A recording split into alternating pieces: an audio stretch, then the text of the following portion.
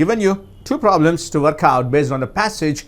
You have 10 keys in your hand and you're going to open a lock with these 10 keys in such a way that you're discarding the key used. You're discarding the key used and you're not discarding the key used. In such a case, in the fifth trial, what is the probability that key is opened? When you are discarding the key first, what happens? The probability of getting the failure,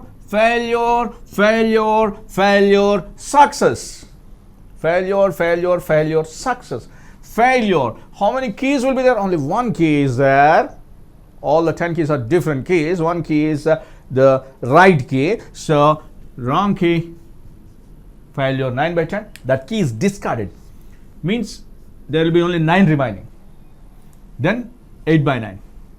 Again, second key discarded. It is 8 only. Then 7 by 8. Then third key discarded. How many will be there? 7. Then how many will be there? 6. All these cases, it is failure. Because you are discarding the key. How do you see that discarding the key? You can see the denominator. You are discarding it. And finally, you must get success. You must get success. Getting success is always 1 by 10. So if you first operation, second operation, third operation, fourth operation, if you multiply this, you're getting all this. This is getting success is only 1. Getting success is only 1. It is 1 by 10. So when you are discarding the key, the probability of getting success in the fifth trial is nothing but 1 by 10. 1 by 10. Go to the next one. If you're not discarding the key, that means this denominator will remain the same. That means you can imagine now getting failure is 9 by 10. 9 by 10. And how many failures are there? 4 failures are there. Whole power 4. Success is always 1 by 10. It is nothing but the binomial distribution. So 10C. How many trials are there? 10C 5. That is probability of getting success in the fifth trial is equal to 10C5 into 9 by 10 whole power 4 into 1 by 10. 9 by 10 is probability of failure in one trial. 1 by 10 is probability of success in one trial. So understand the difference. When the keys are discarded, the number of keys will be reduced. When the keys are not discarded, the denominator remains the same. You have to take all the 10 keys. Okay, find the difference there. It's a passage based question like we have taken. Go to the next problem. It's also an interesting problem. You might have worked out, you might have seen such a problem which is linked with algebra. A natural number x is randomly selected from the set of first 100 natural numbers. A natural number x is randomly selected from the set of first 100 natural numbers. Find the probability that it satisfies the inequality x plus 100 by x is greater than 50. X plus 100 upon x is greater than 50. Find the probability that it satisfies the inequality. This inequality must be satisfied. How many numbers are there? 100, 1 to 100 numbers first, and natural numbers. First 100 natural numbers are taken. That is, here your n of s becomes 100. But you have to choose such numbers from 1 to 100 which satisfies this inequation. Common sense is that, let us check it once. X equal to 1 satisfies greater than 50. 2 plus 50 satisfies greater than 50. 2 plus 50 means 52. 3 plus 100 by 3. 100 by 3 means it is 33 point something plus 3, 36 point something, which is less than 50. So from 3 you will not get. So up to what you will be getting this? Up to what? Let us check it for 47. 47 means 47, if you write 47 plus 100 by 47. 47 plus 2 point something. 47 plus 2 point something. 2 point something becomes less than 50 only. If you write 48 plus 100 by 48. 48 plus 100 by 48. 48 plus 2 point something. 48 plus 2 point something will be obviously greater than 50. So 48, 49 and all this obviously 50 will be satisfied up to 99, 100. If you write 100, what happens? 100 plus 100 by 100, 101 greater than 50. So all the numbers except from 3 to 47 are to be eliminated. All the numbers except from 3 to 47 are to be eliminated. If you count all of them, you'll be getting, you have got n of s 100, you'll be getting n of e. You have to write p of e is nothing but n of e upon n of s. What is n of e here? What is n of e? Because 3 to 47 are to be deducted, and it is 1 to 2 numbers from 48, 49, 50 is 3 plus 2, 5, and it is 50, 55 upon 100. 11 upon 20 is the answer. 11 upon 20 is the answer. Fourth option. This is simple. But, sir, it is only 100 numbers. That is why you are able to do that. But if it is not 100, if it is more than that, and because an algebraic equation is given, how to solve it? It can be solved easily like this. This will be written as x square minus 50 is 50x plus 100 greater than 0. Then you will not get direct integral factors. You will get irrational factors. Irrational factors are got by using the quadratic formula. This is x minus alpha, let me say, into x minus beta greater than 0. X minus alpha, x minus beta greater than 0 means what? It is positive. It is positive. X square coefficient is positive, and it will be like this because it's a quadratic whose x square coefficient is positive. It will be upward parabola, and if I say this is alpha, this is beta, between alpha beta, it is negative. You can see this is origin. It is negative. So less than alpha, it is positive. Greater than beta, it is positive. We solve like that, and we count the number of numbers using algebra like that. But I have explained you with all common sense by substituting the values of x, but it can be solved using algebraic inequation like this. Then you will be getting the same value. Okay, next problem please. It is more than one correct answer question. More than one correct answer question. Two events A and B are such that the probability that at least one of them occurs is 5 by 6. Please do not forget at least one of the events. At least means either A or B or both. Either A or B or both is nothing but at least one of them. At least one of them is either A or B or both. That is given to be 5 upon 6.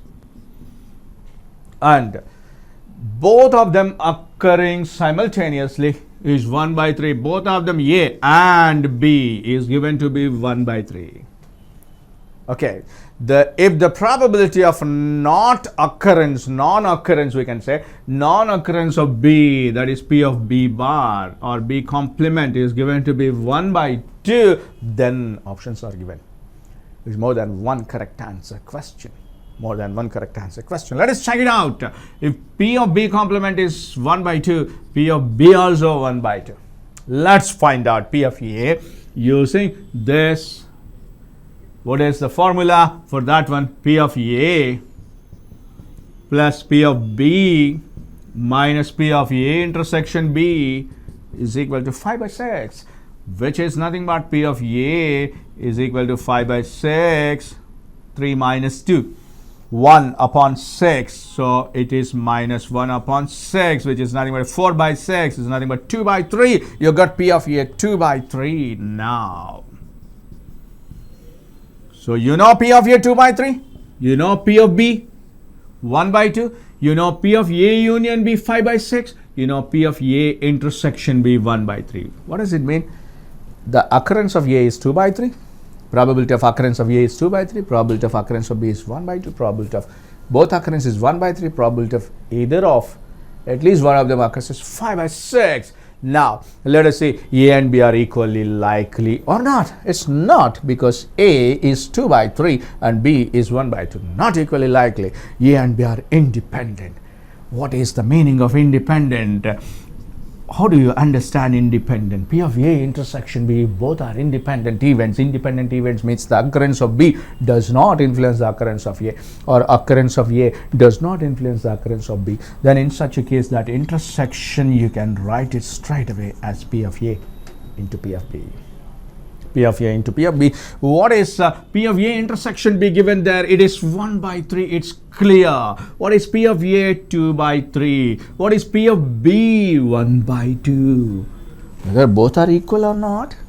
Equal. 2 getting cancelled. 1 by 3 is equal to 1 by 3. You got it. So this product is satisfying P of A intersection B. The product of these two is satisfying P of A intersection B. That is why they are independent events. So option 2 is A and B are independent. Correct only. Now P of A after B. When you know that both are independent events, A is not depending on B, you can say A is not depending on B, then P of A after B becomes only P of A. What is P of A? We have got it is to be 2 by 3. So what is given there? P of A after B is nothing but 2 by 3. It's also correct. So B correct, C also correct, and 3 P of A is equal to 4 P of B. That means let us divide P of A with P of B. What is P of A? It is nothing but 2 upon 3. What is P of B? It is nothing but 1 upon 2. It is 4 upon 3, and it is 4 upon 3. If cross multiplied, 3 P of A is equal to 4 P of B. This is also the correct answer. So this is correct, this is correct, and this is also correct. How many options are there? 3 options are there. That is 2 is correct and B are independent, and 3 is also correct. P of A after B is nothing but 2 by 3. That's also correct. And the D, 3 P of A is equal to 4 P of B is also correct. So more than one correct answer questions you can solve in this way. Whenever such type of questions are given, don't forget that you have to verify each of the options. You have to go for it, because these are the alterations made to create more correct options. These are the simplifications made to create more options in more than one correct answer questions. So this is one of them. Next, the probabilities of events A intersection B. Let me write that. The probability of, please go through the question. Probabilities of A intersection B, comma, P of A, comma, P of B, comma, P of A union B, or respectively in AP given, or respectively in AP. You know, arithmetic progression, there will be common difference in the successive terms. Common difference in the successive terms, they are in AP given. And with the probability of second term equal to the common difference, here the common difference is given to be second term of this series is nothing but P of A. D is given to be P of A. Therefore, the events A and B are options, you can check it out, mutually exclusive. Number 2, independent, such that. Number 3, such that one of them must occur. Number 4, such that one is twice as likely as the other. These are the options given. How do you understand mutually exclusive and independent events? Independent events means the occurrence of one event does not influence the occurrence of others. So understand that P of A intersection B becomes P of A into P of B, then it is independent. But P of A intersection B is equal to 0.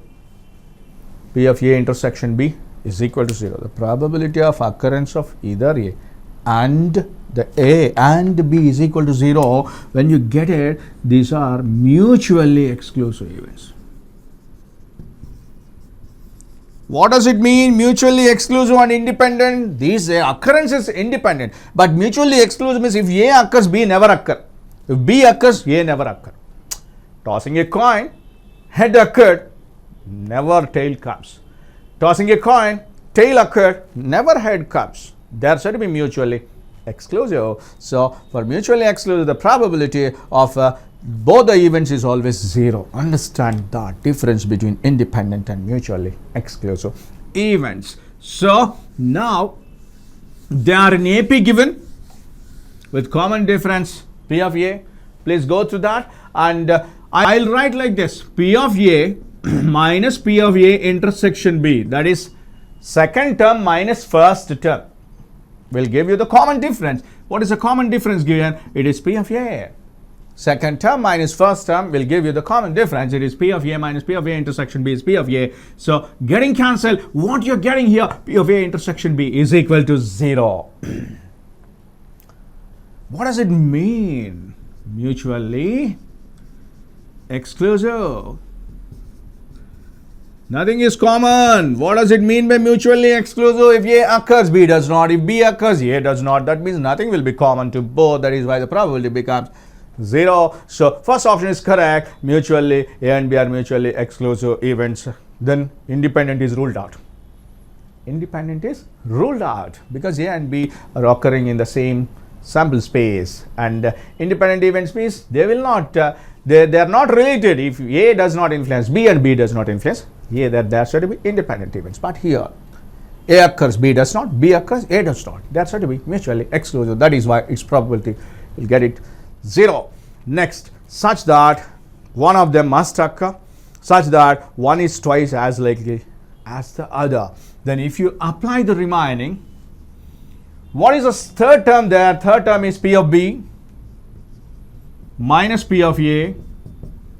That is third term minus second term. If it is AP, you understand that the difference between the successive terms will be common.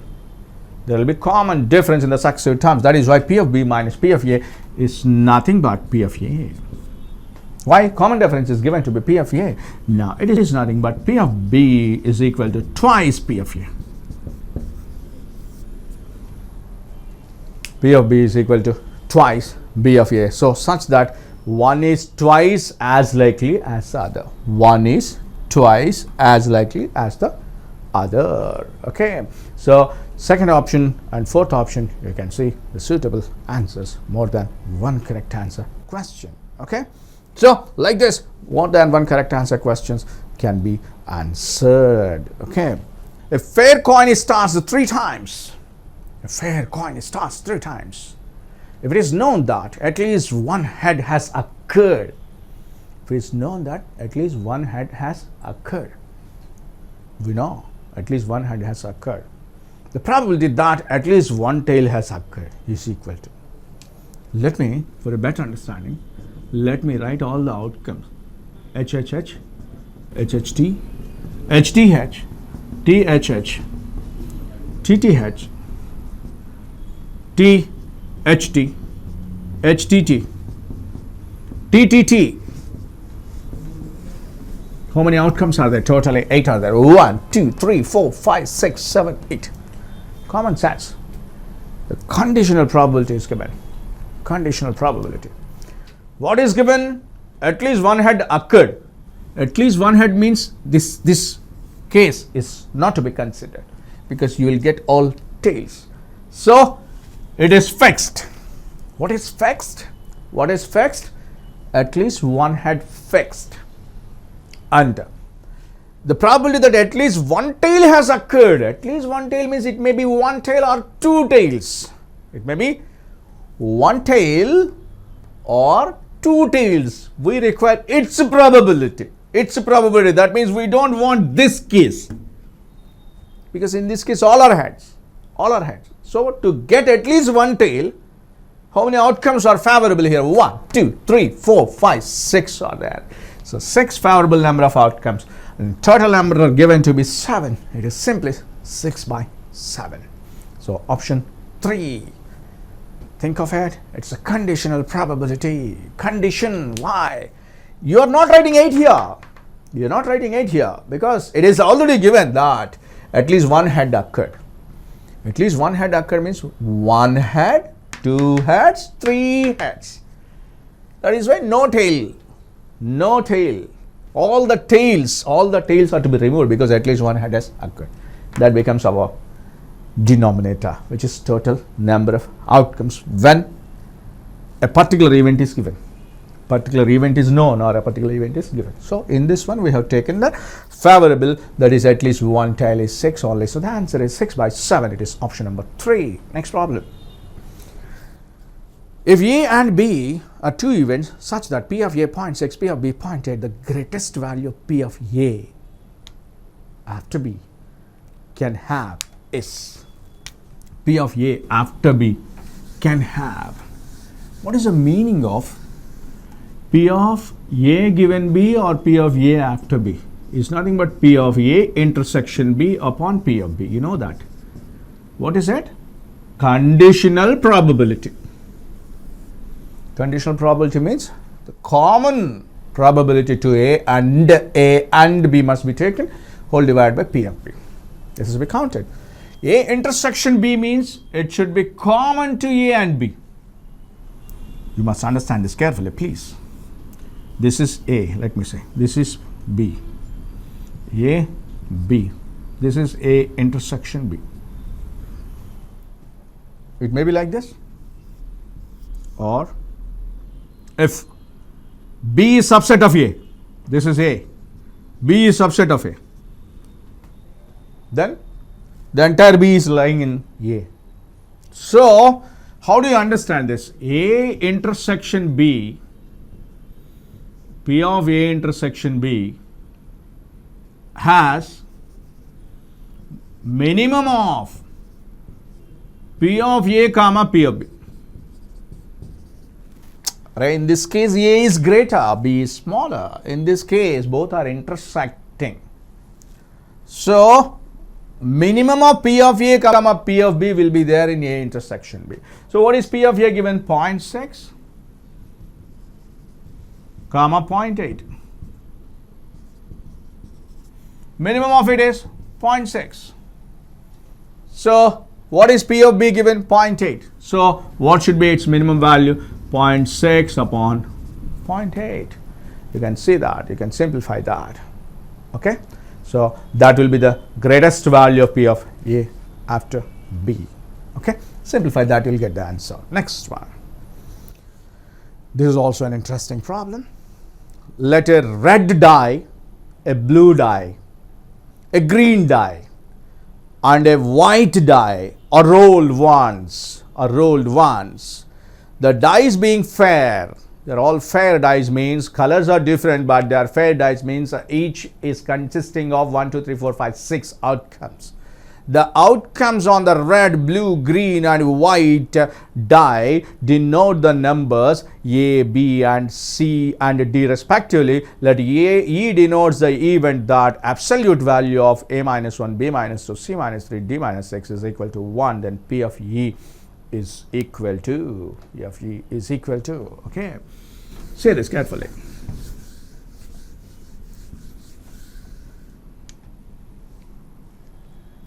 Absolute value A minus 1, B minus 2, C minus 3, D minus C minus 3, D minus 6 is equal to 1 given.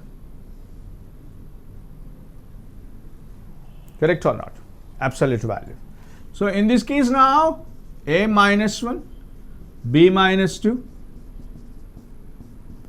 C minus 3, D minus 6 is equal to plus or minus 1. This is product to be 1. As you know, A, B, C and D are always integers lying between 1 and 6. Why 1 and 6? Because they are dice and denote the numbers A, B, C. The outcomes on the red, blue, green and white dice are denoted by A, B, C, D. So A, B, C, D must lie between 1 and 6. So this is to become 1 or minus 1. This is to become 1 or minus 1. Each must be 1 only. Each must be 1 only. That is A minus 1 may be plus or minus 1. In such a case, what will be A? If it is minus 1, it is 0. It's not possible. 0 not possible, because on the die you don't have 0 and it should be only 2. So 1 outcome. Similarly, B minus 2 is equal to plus or minus 1. If I take B is equal to 1 plus 2, 3 or minus 1 comma 3. 2 outcomes are there. Substitute that please. 1 minus 2 minus 1. Of course, modulus is there, that becomes plus. 3 minus 2, 1. Similarly, C minus 3 plus or minus 1. C is equal to, and minus 1 plus 2, it is 2. And 1 plus 3, it is 4. How many are there? 2 outcomes are there. Similarly, D minus 6 is equal to plus or minus 1 implies D is equal to 1 plus 6, 7. Not possible. And minus 1 plus 6, 5 possible. 5 possible. So how many outcomes do you have? In this case it is only 1. In this case it is 2. In this case it is 2. In this case it is 1. Okay. Now what do we require? We require P of E. We require P of E. So P of E is nothing but 1 into 2 into 2 into 1 upon how many dice are there? 6. 4 dice are there. 4 different colored dice are there. So 6 into 6 into 6 into 6. So it is 2 power 4 upon 6 power 4, which if you simplify that, you'll be getting the required answer. It is 1 upon 36 into 9. 36 into 9, that is 18 into 18. It should be 324. 1 upon 324 is the option, which is linked with algebra in this case. Now it's all common sense. You can understand. To get it 1 absolute value, to get it 1, the limitations for A and D, A, B, C, D are 1 and 6. In between these only you have to choose the values of A, B, C, D. So the possibilities of A, B, C, D to satisfy this equation, the possibilities of A, B, C, D to satisfy this equation are these only: 1, 2, 2, 1. So these are all favorable outcomes, and 1 into 2 into 2 into 1 upon the total number of outcomes. We have simplified, and it is 1 upon 324. This I am leaving it to you because I have explained you how to solve this type of problems using Venn diagrams. Follow the Venn diagrams. I will explain you briefly. A student obtained the probabilities of the 2 events A and B as follows. Student obtained the probabilities of 2 events A and B as follows. 1. P of A intersection B, 1 by 24. P of A complement intersection B, 17 by 24. P of A intersection B complement is 7 by 24. And fourth option, the student has surely made some mistake in obtaining the said probabilities. It's the fourth option. That means the problem setter might have framed the data in such a way that if you find out the individual probabilities of A and B, P of A and P of B, if you are getting P of A between 0 and 1, if you are getting P of B also between 0 and 1, and similarly P of A union B also between 0 and 1, then the data is correct. If you are not getting the probabilities, individual probabilities of A and B lying between 0 and 1, or either 0 or 1, then definitely the data what the student has collected will be wrong. So that means you should not get negative probability, and you should not get a value greater than 1. Should not get a value greater than 1. Please note down the data and solve it on your own. You will be solving that problem very easily. P of A intersection B, write down that 1 by 24. P of A complement intersection B, 17 by 24. P of A intersection B complement 7 by 24. Draw the Venn diagram, draw two sets and write those values and get the individual probabilities P of A, P of B and P of A union B and check it out. You can understand the option there. Let's see the next problem. The probability that an automobile will be stolen and found within 1 week is 0.0006. An automobile is stolen, like maybe two-wheeler or four-wheeler, whatever it is. It is stolen and police complaint given and it is the probability of getting that within a week is 0.0006.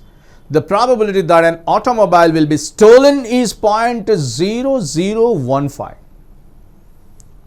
The probability that an automobile will be stolen is 0.0015. The probability that a stolen automobile will be found in 1 week. The data is quite clear. Automobile should be stolen and it must find within 1 week. Both the probabilities are clearly given, no confusion. Required probability is there very much and total probability is also there because stolen automobile getting within 1 week is nothing but intersection.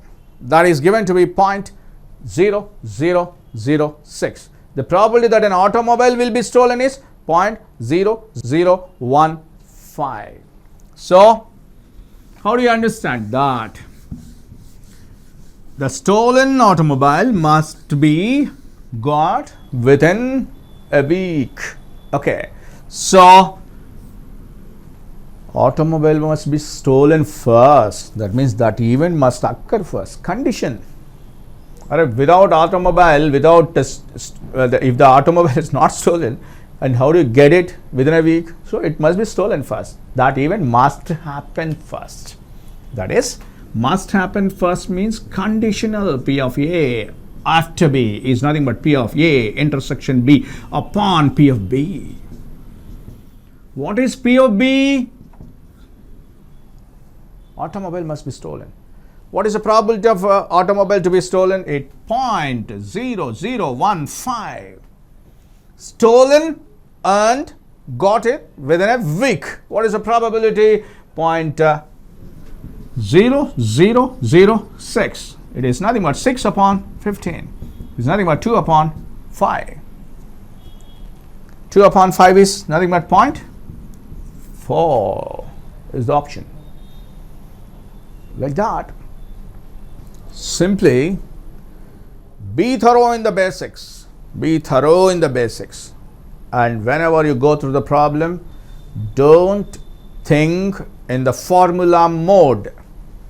You always think most generally while solving the problems in permutations and combinations and probability. So that's what I did here. A intersection B.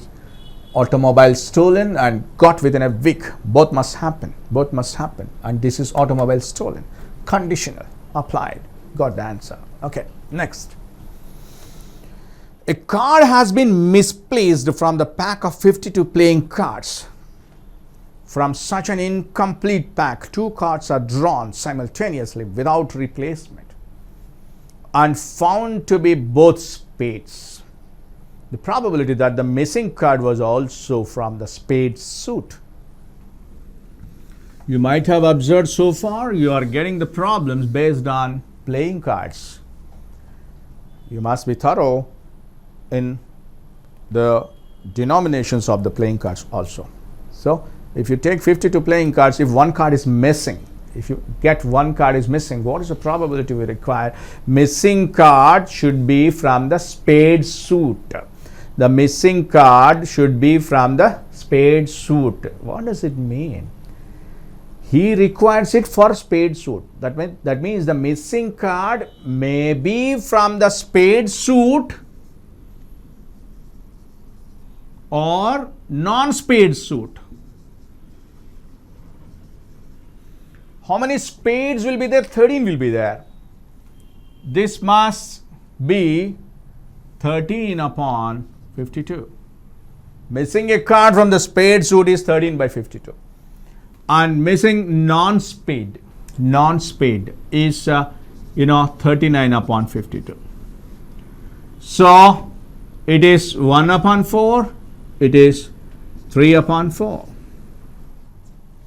Okay, now if spade is last, then 2 more cards are drawn. Then it is given that those 2 cards are spades only. If you lose 1 card, because already 1 card has dropped down, how many cards will be remaining? 51 cards will be remaining. From 51, 2 cards are drawn. This is total number of outcomes. And it is given that the drawn 2 cards are spade cards. How many spade cards will be remaining if one is missing? If one is missing, how many spade cards will be remaining? You'll get only 12, because one is already lost. We have already one we have lost already. So you have to take 12-seater. And if the last card may not be spade also, it may be non-spade. If it is a non-spade, the number of spades remains same. Number of spades are, how many spades will be there? 13 will be there. From this 13, it is given that 2 spades we have got. What is the probability of getting 2 spade cards if non-spade is last? If non-spade is last, is 13C2 upon, of course this becomes 51C2 only. See, it's nothing but Bayes theorem. Understand that. It's nothing but Bayes theorem. Required probability is nothing but total probability, denominator, and favorable probability, numerator. No confusion. Total probability, it is 1 upon 4. Denominator first I'll write. It is 1 upon 4, that is spade last. And 2 spades are taken, 12C2 upon 51C2. Plus, that is losing spade card and getting 2 spade cards from the remaining. Losing non-spade card and getting 2 spade cards. See the question now? What is required there? You required the probability that the missing card was also from spade suit. That means we required this. So it is 1 by 4 into 12C2 upon 51C2. If you simplify this, you get the answer. This is the application of Bayes theorem. Whenever you get this type of problems, split the problem, split each sentence, and convert that word. These are all word problems. Convert them to the algebraic forms like this, and understand the summary of the probability is nothing but the classical definition: number of favorable outcomes divided by total number of outcomes. Similarly, if you go through, somebody asked me the question in the beginning, geometrical probability. Geometrical probability also same. Go to the 27th slide. Geometrical probability also definition is same, one and the same. Like no, in the classical definition we have taken number of favorable outcomes divided by total number of outcomes. In the geometrical applications also, please see that one now. The geometrical applications also, the following statements are axiomatic. Axiomatic means without any proof, they are given to as formulae. If a point taken at random on a given straight line AB, the chance that it falls on a particular segment PQ of the line AB is nothing but length of PQ upon length of AB. Favorable is length of PQ, total is length of AB. Same. Similarly, if a point is taken at random on the area S, which includes an area sigma, then the chance that the point falls on sigma is nothing but sigma upon S. For a better understanding, we'll take a simple problem. Please go to the next slide. It is, if a circle with a radius of 10 centimeters is placed inside a square, you can see the diagram also, with a length of 20 centimeters, what is the probability that a dot thrown will land inside the circle? Simple. it must land inside the circle. That is area of the circle divided by area of the square. That's all. What is the area of the circle? What is the radius of the circle there? 10. So what should be the area of the circle? Pi r square. What is pi r square? Pi into 10 square upon area of the square. What is the length of the side of the square? It is 20 into 20. This is the required probability. Very simple geometrical probability, also based on the classical definition on probability. I hope you have enjoyed all these sessions on permutation, combination, probability, and keep working these problems. Keep on working these problems to improve our logical reasoning.